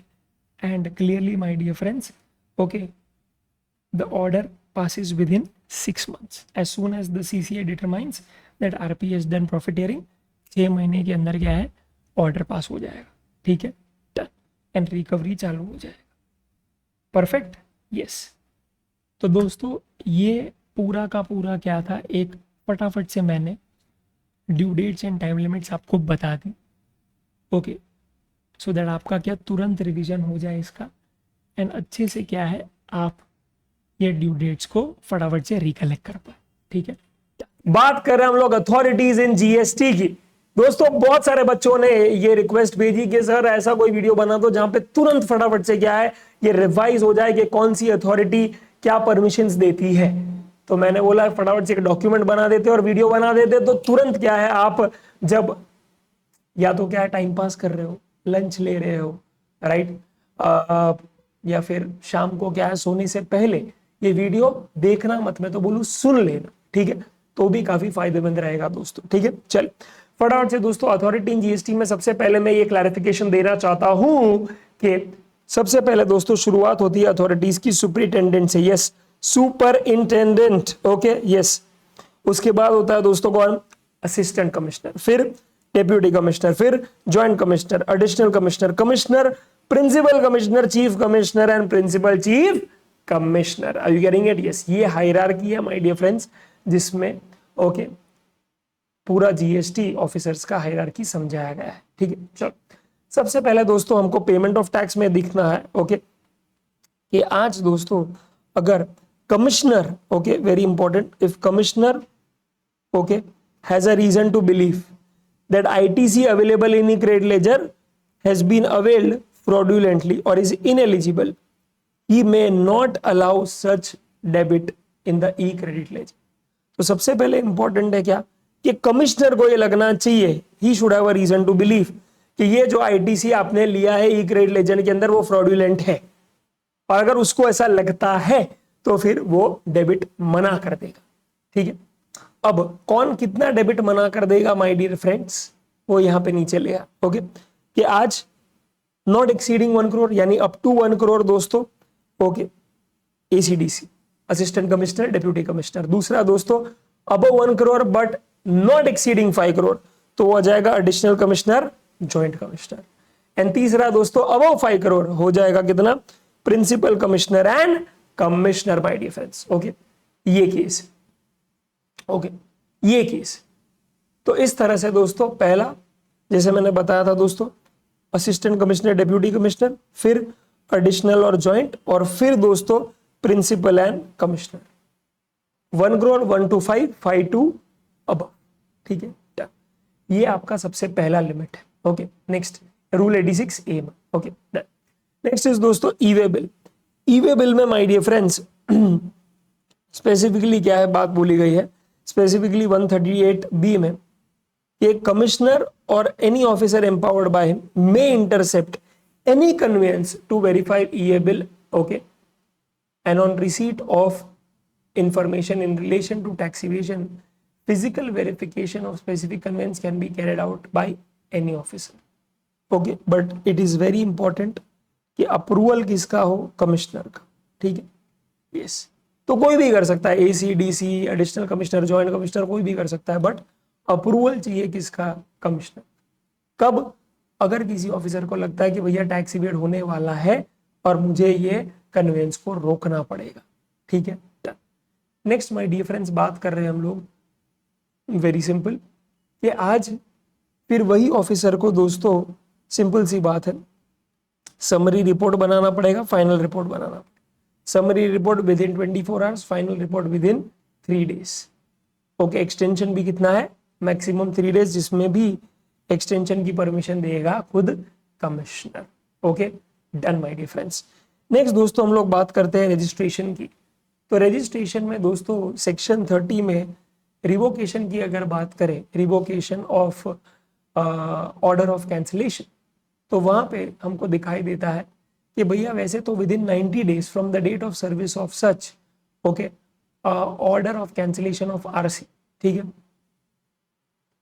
आप अपना ओके ऑर्डर रिवोक कर सकते हो, simple simple, okay, with in 90 days आप एप्लीकेशन करवा सकते हो, जिससे क्या है अगर वो एप्लीकेशन हो गया एक्सेप्ट तो आपका कैंसिलेशन ऑर्डर हो जाएगा रिवोक, बट एक्सटेंशन है कितना, 180 डेज का, ठीक है। और वो या तो एडिशनल कमिश्नर दे सकता है, जॉइंट कमिश्नर, या फिर कमिश्नर माय डियर फ्रेंड्स, ठीक है,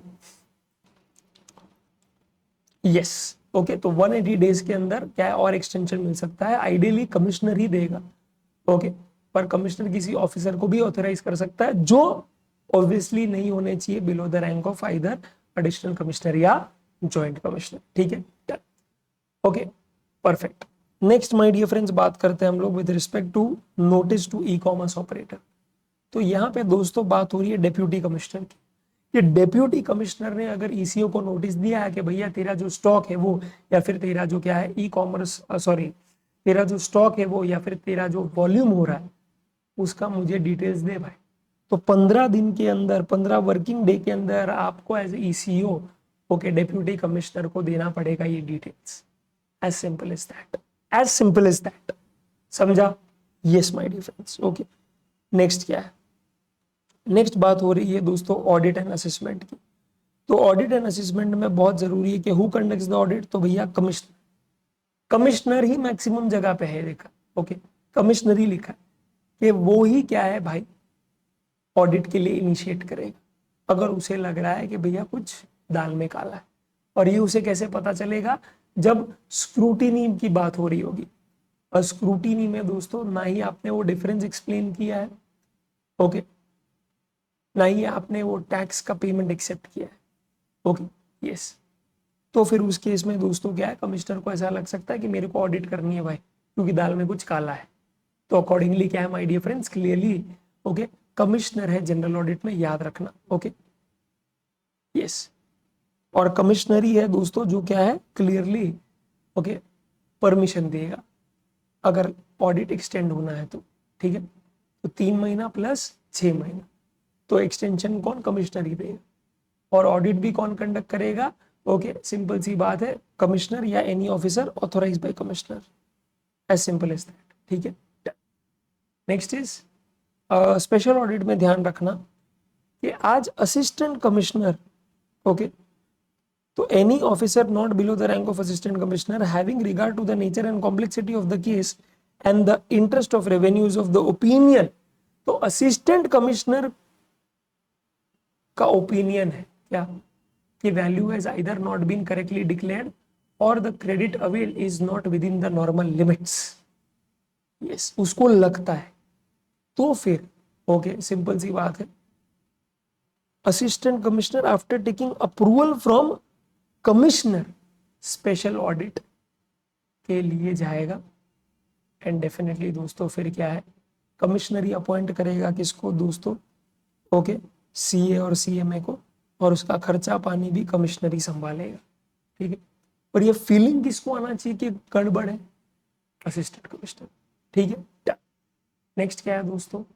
सेल्फ असेसमेंट तो आपको खुद को ही करना है। प्रोविजनल असेसमेंट में माय डियर फ्रेंड्स क्या है?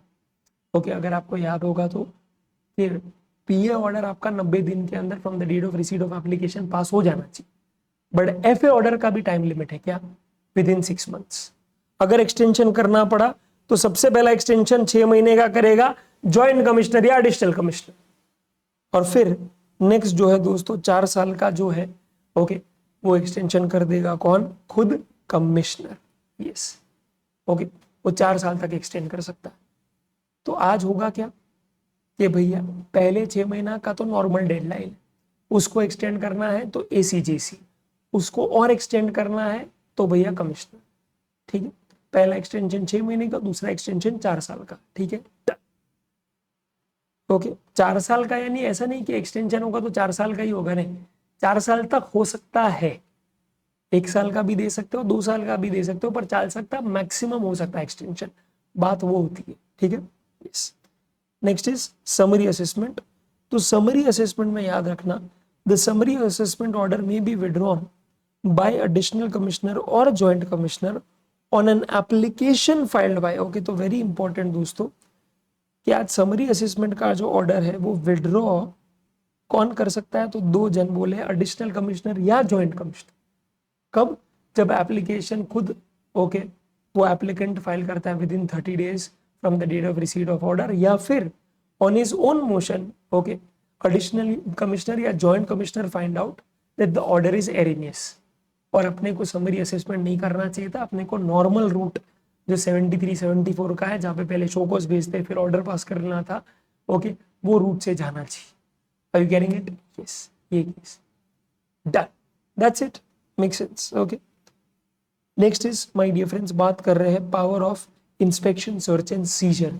ठीक है, तो यहाँ पे जॉइंट कमिश्नर ओके को बोला है कि जॉइंट कमिश्नर या any person okay above his rank, वो अगर ऐसा फीलिंग आता है कि भैया तू टर्नओवर वगैरह सप्रेस कर रहा है, तू स्टॉक सप्रेस कर रहा है, एक्सेस आईटीसी ले रहा है, ठीक है, या फिर ये बंदा इस तरह से अपने बुक्स ऑफ अकाउंट्स मेंटेन कर रहा है कि he is going to evade the tax, तो भैया इंस्पेक्शन ट्रिगर हो जाए, ठीक है। यस, दूसरा ओके याद रखना, कमिश्नर के पास 67 सबसेक्शन 12 में ये राइट है कि वो खुद एज अ डमी बायर क्या है जा सकता है और चेक कर सकता है कि सामने वाला जो है ओके प्रॉपर कंप्लायंसेस को फॉलो करता है कि नहीं, ठीक है। अगर नहीं तो रंगे हाथ पकड़ लो आप, अगर हाँ तो फिर ठीक है छोड़ दो, ठीक है। पर कमिश्नर के पास ये राइट है कि वो डमी बायर बन के चाहे, ठीक है।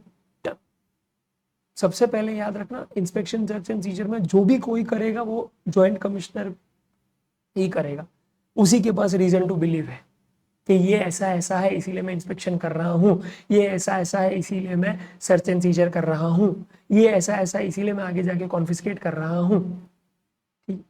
बट कमिश्नर के केस में 67 to 12 वाला याद रखना, ठीक है। That's it.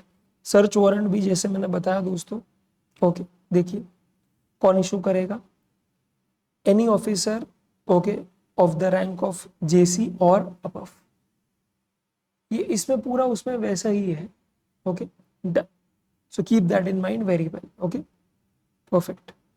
Next my dear friends is okay refund.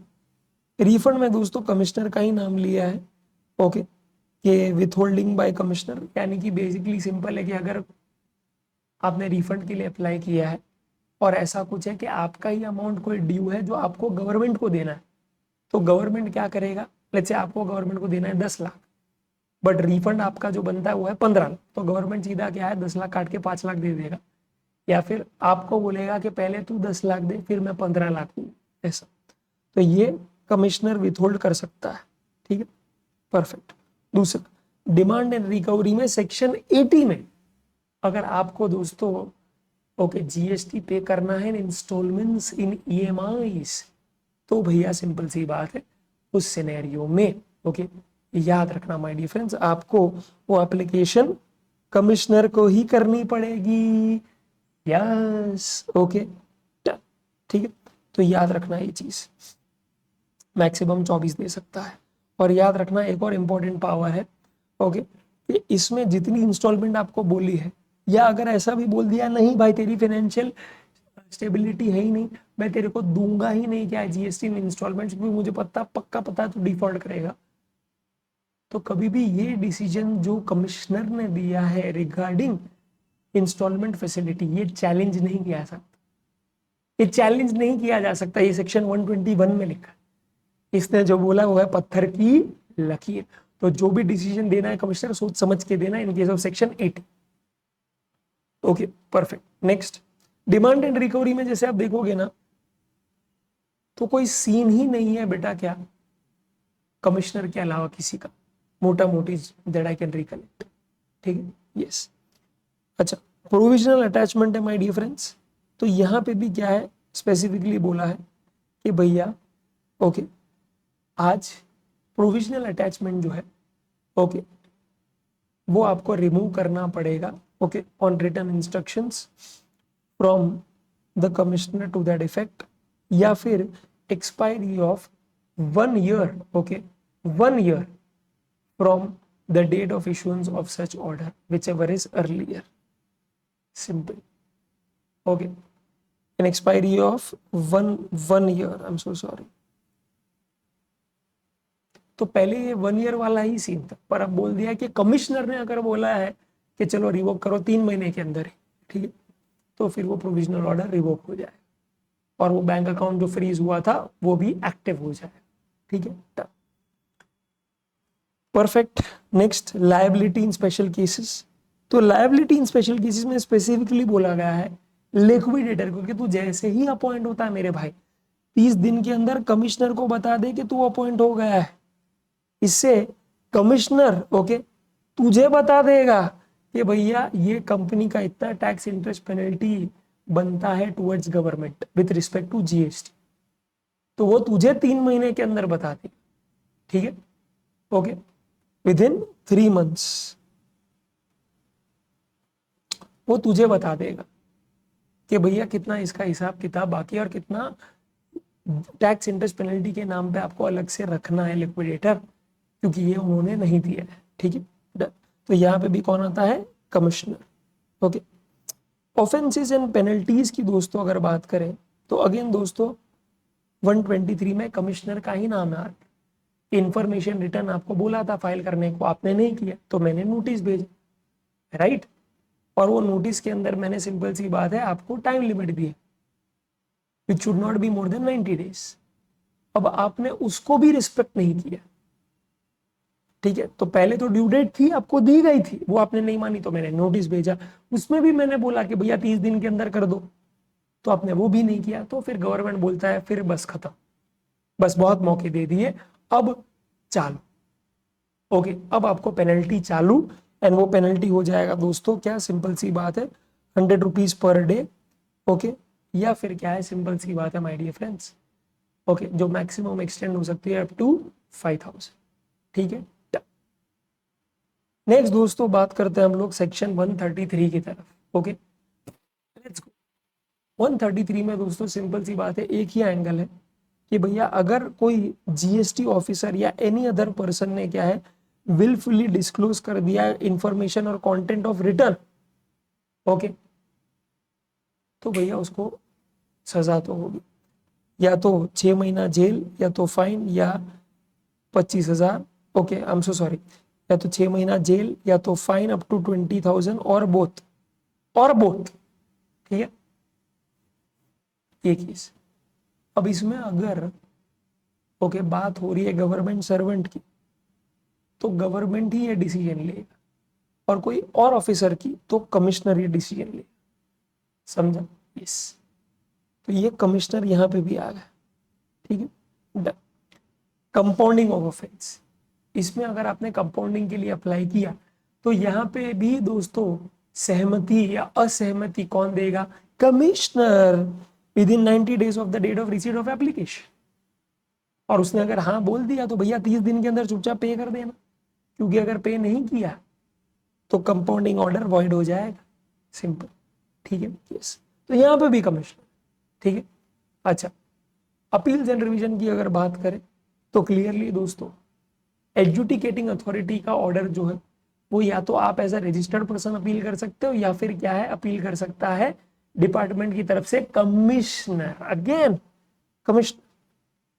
ठीक है, बस याद रखना एक बहुत इंपॉर्टेंट एंगल, और वो है ये कि अगर आपका ओके एडजुडिकेटिंग अथॉरिटी जो है ओके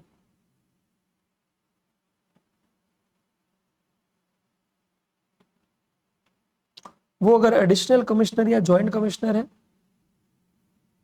तो आपका अपेलेट अथॉरिटी होगा कमिश्नर अपील्स।